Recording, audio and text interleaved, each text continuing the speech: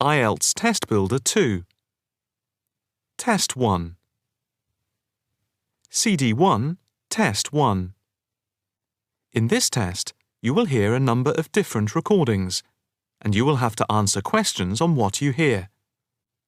There will be time for you to read the instructions and questions, and you will have a chance to check your work.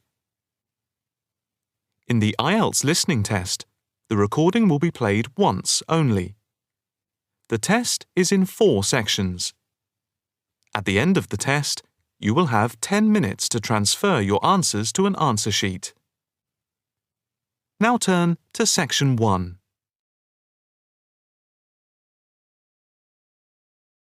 Section 1. You will hear a man telephone a travel company to book a holiday. First, you have some time to look at questions 1 to 4.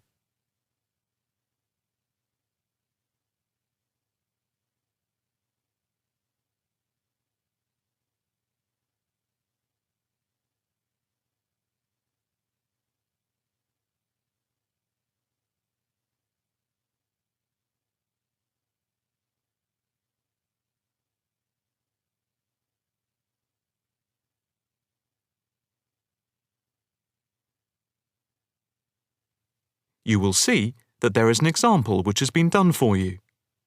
On this occasion only, the conversation relating to this will be played first. Good afternoon. Italia breaks.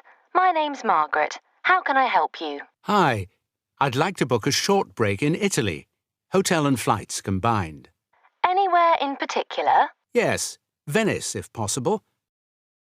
The holiday destination is Venice. So, Venice has been written in the space.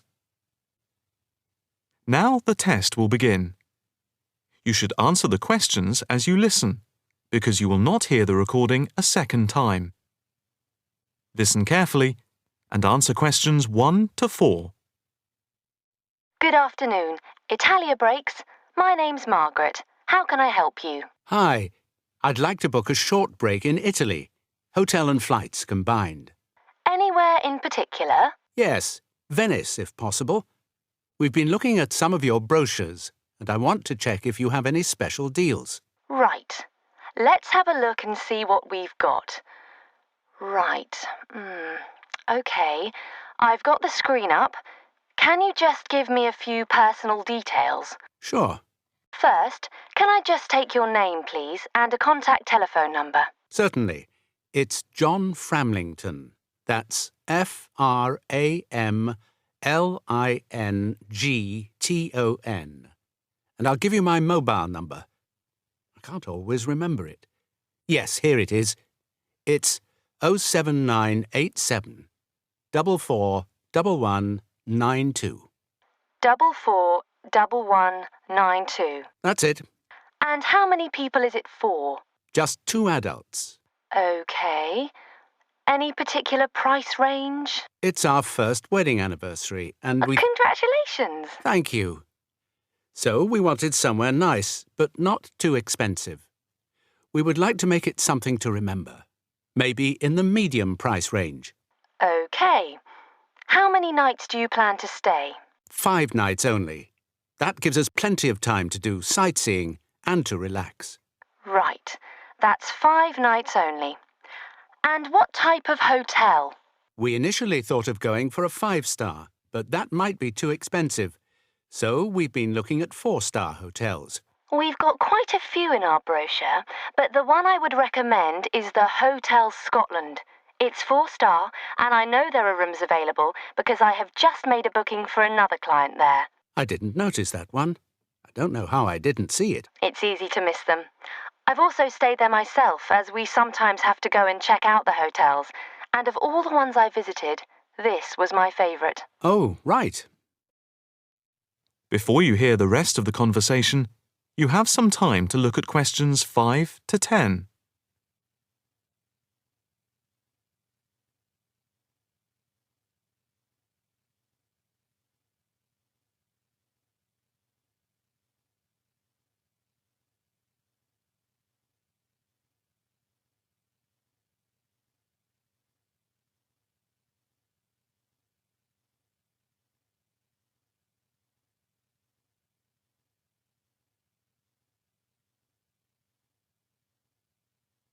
Now listen and answer questions 5 to 10. What's the hotel like? It has a courtyard for breakfast. It's got 50 rooms. It's just been renovated, and so it's very stylish. Is it in the brochure? It's on page 63. Ah, yes. I can see it's right next to the railway station. But what appeals to me most of all is that the hotel's very convenient for all the water buses. And the idea of having a terrace with the room I really find very appealing. These are big pluses. It's probably the most central hotel we have. You might think it would be a bit noisy as it's in the main commuter area and a place where tourists go. But from experience, I can assure you the hotel is very quiet. Most of the rooms are facing away from the main thoroughfare. Can you tell me when you'd like to leave? The 17th of March. Coming back on the 22nd. OK. I'll just check again if there are places available. 2 adults sharing. Hotel Scotland. Yes, that's gone through. OK. And how much is the break, including flights? There's a special rate at the moment because it's off-season. For 5 nights, let's see, it's £716 for a double room and flights. That includes airport taxes, but not insurance. Each? No, for 2 adults sharing. That doesn't sound too bad at all. What reductions do you have at the moment? Well, if you make the booking before the 17th of February, you get a further 15% reduction, subject to availability. That's a big saving. Yes, it makes the price very reasonable indeed. Do you need travel insurance? Yes, I suppose we better had. For 7-day cover for both of you, it's £17.88. OK. Do you want to book today? I think we should, but can I just check with my wife? Can you hold the booking for me? I can hold it until 1 p.m. OK, that's fine. I'll get back to you immediately. I'll just give you a reference for the reservation. OK. It's FAPSJM15. Thanks. I'll get back to you as soon as I can, and definitely before 1 p.m. This is too good an offer to miss. That is the end of section 1. You now have half a minute to check your answers.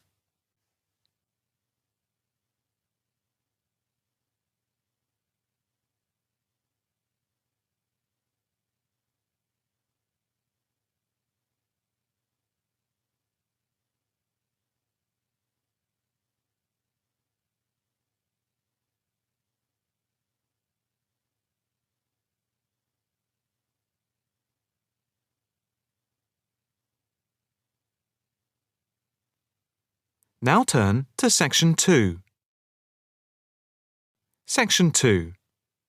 You will hear a talk by a counsellor on plans for the development of an old industrial site. First, you have some time to look at questions 11 to 13.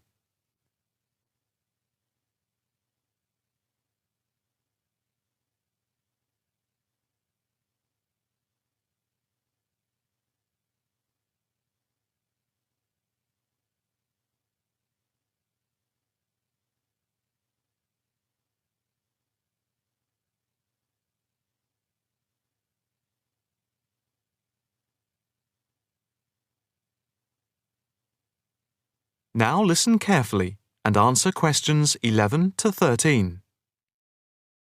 Good afternoon, ladies and gentlemen.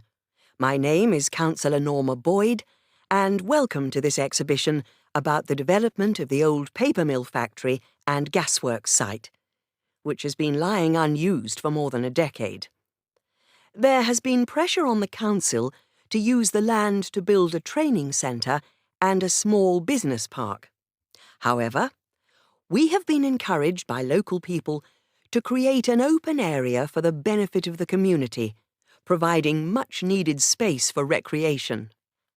And I now have pleasure in announcing that the plans for the creation of a park, to be called Park Royal, and for flats, have now been approved. I'm also pleased to announce that we have secured sponsorship from local organisations. More detailed plans of the developments are available from the council website, details of which are in your pack. In the meantime, I'd just like to take you through the plan here on the screen. Before you hear the rest of the talk, you have some time to look at questions 14 to 20.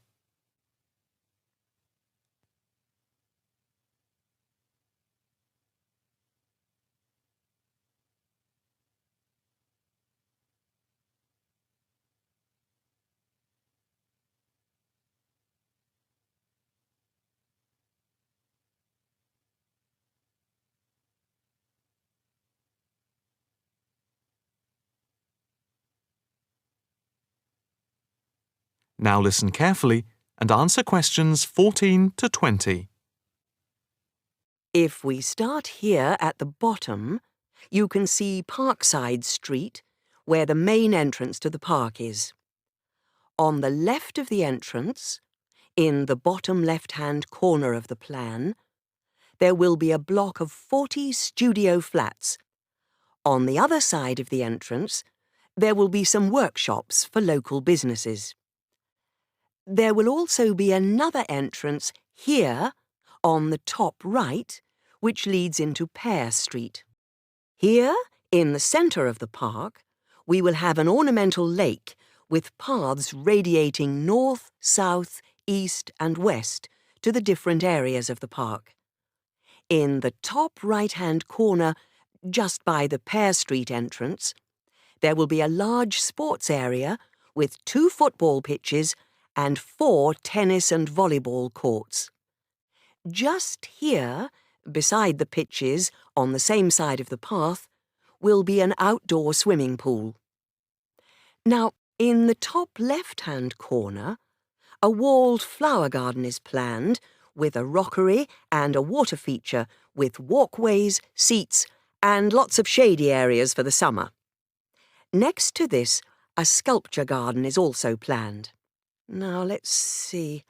Just here, below the walled garden, there will be a grassy amphitheatre with a permanent covered stage for open-air concerts.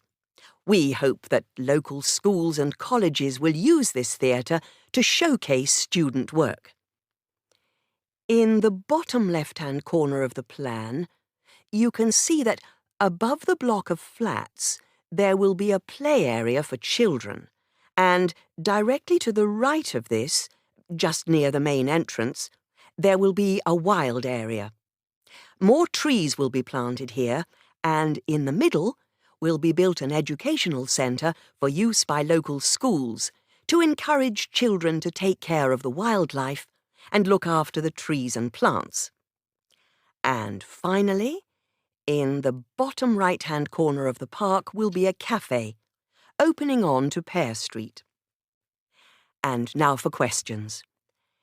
If anyone would like to ask anything, I and my colleagues are only too happy to oblige. Yes, the lady in the front row, if I could have your... That is the end of section 2. You now have half a minute to check your answers.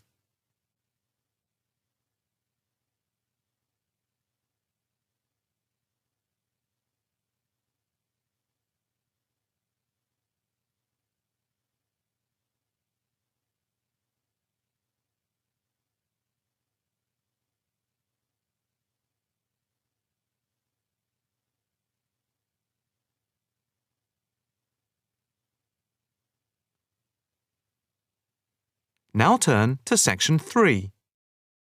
Section 3.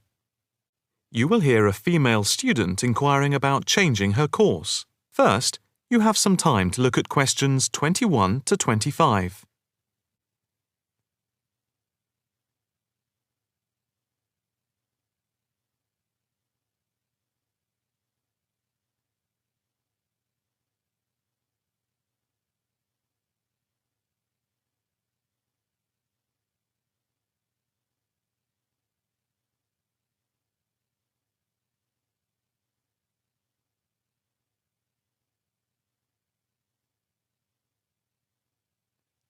Now listen carefully and answer questions 21 to 25.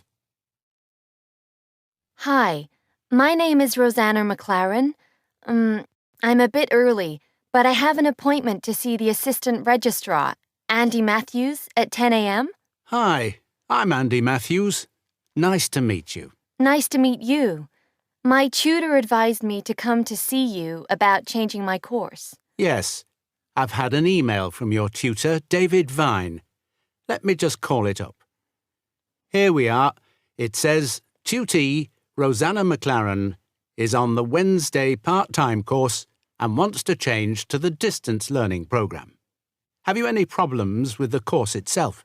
Oh no, I love it. I think the course is really worthwhile. The theoretical sessions once a week on Wednesday from 10 a.m. to 3 p.m. are really good. You have 2 two-hour sessions then? Yes, that's it. And I have to say, I think the practical session from 4 through to 9 in the fashion workshops are also good fun. But I am finding it all very tiring, and it makes me too exhausted for my work on Thursdays and Fridays. You work the other 4 days of the week. Yes, and some Saturdays. I see. So, what do you want to do? I'd like to change to the program with the distance learning component instead of the Wednesday sessions. Yes, that is a possibility. I see from your tutor, Dr. Vine, that he has no problem with this, but you realize it's possible you'll have a different tutor.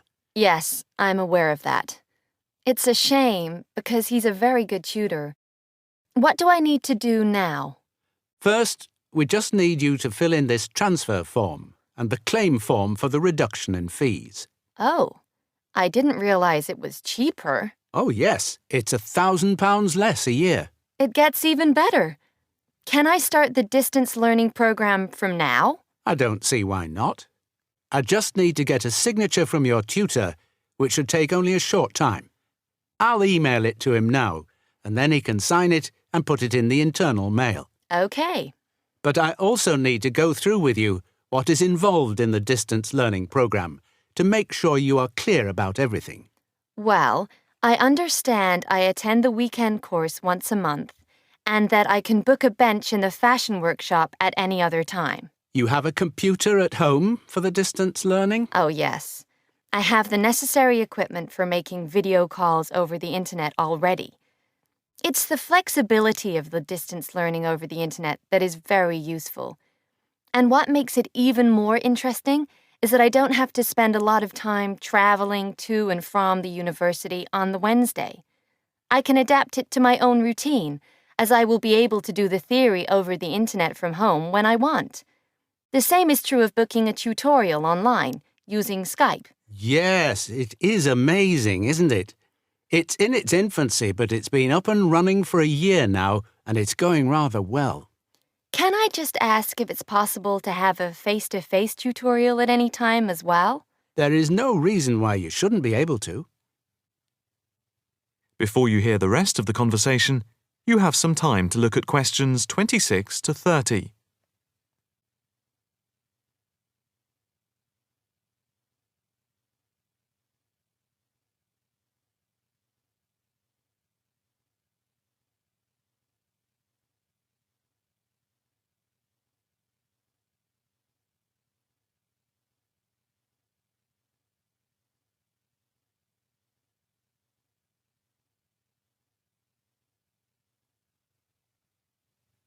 Now listen carefully and answer questions 26 to 30. What about the assessment for the distance learning? I take it that it's the same as for the other program? Let me see. Each month you are expected to keep a written course diary and to present a seminar paper, and at the very end of the course there will be a written exam which will account for 30% of the total marks. What about the coursework? How much does it account for? The design portfolio, which you need to present at the end, accounts for 50%. I would point out just one thing, and that is that on the distance learning program, some tutors like to see the design portfolio twice each term to make sure you're on the right track. But of course you can take it in at any time to show your tutor. And as part of the assessment for the portfolio, you have to present at least one fashion item at a fashion show at the end of the course. Is there anything else? No, that's it. Thank you for all your help. No problem. Hope it all works out well for you now. That is the end of section 3. You now have half a minute to check your answers.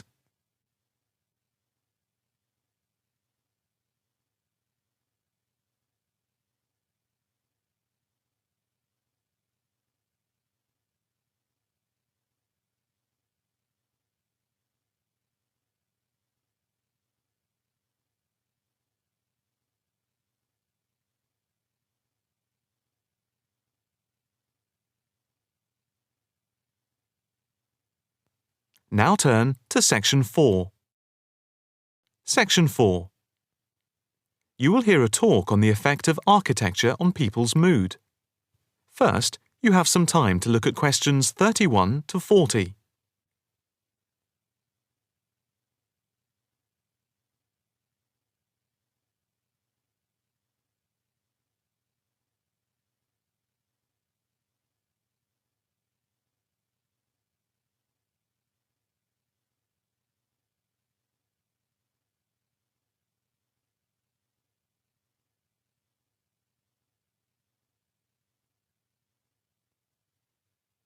Now listen carefully and answer questions 31 to 40. My group has been doing a project on the importance of architecture in people's lives and whether it has any impact on the lives of people in general. The main part I have played is in the collection of data to find out what effect, if any, various buildings have on people's mood, i.e., whether ugly buildings make people unhappy and whether beautiful buildings do the opposite. We had originally thought of starting measuring people's reactions by using a questionnaire with about 40 questions, which we were going to hand out to people, including students at the university. But we were worried that doing the questionnaire would be too time-consuming for people to fill in, so we gave up the idea. I then asked several of the postgraduate students for advice. One of them came up with the simple idea of showing people images of various buildings from different eras and styles, instead of giving out the questionnaire, and asking them to indicate how they felt on a scale of 1 to 5 about the images, where 1 was unhappy and 5 was very happy. People would also be given the option of not saying what they felt. Using the scale meant that it would be much simpler to record people's reactions. I decided to follow this advice, and so the first stage was to collect a large number of images.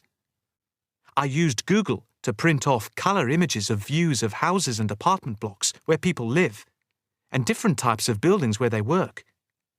I started with about 30 or 40, and then reduced them to 10 images. Media resources in the Amory building at the Judd Street branch of the university helped me produce the final images. I had them blown up to A4 size, and we used color rather than black and white to make the detail on the images clearer. We made 5 sets of images, and for protection when handling, we pasted the images onto hard card. Then, using a machine to wrap them with plastic, we laminated the cards. 5 of us targeted different age groups.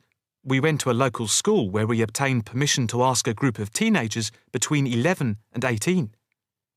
We also asked a sample of the general public, including tourists from all over the world, as they exited the Tate Modern in London, what they thought. We aimed to ask people from different age groups, namely 20 to 40 and 50 and over. What our group learnt most from the project was first of all the value of teamwork. And secondly, we found that we had to appoint a leader to stop us pulling in different directions and falling apart. So this turned out to be an invaluable lesson for all of us. As to the findings, for us they proved intriguing. In the end, the sample consisted of 311 respondents. I thought initially that people wouldn't be interested in taking part. With the youngest age group, their reaction was very mixed. It was clear that the youngest group had no pattern of preference at all, as they frequently gave no reaction to the pictures. For the 20 to 40 age group, we found that they tended to score more in the middle range, around 3. We found that out of the 3 groups, the most likely to be favourably affected by the images, that is, they were more likely to score the images as 5, were those aged 50 and above. And nobody in this age group failed to say what their reaction was, which was unique for the 3 groups. In total, I have to say that about 71 people indicated that they had no reaction at all to an image. Our general conclusion is that we need to find out more about why people react as they do, by perhaps giving them a chance to give reasons for their decisions. I would like to finish there and give my teammates a chance to add anything I've missed or take any questions or suggestions. That is the end of section 4. You now have half a minute to check your answers.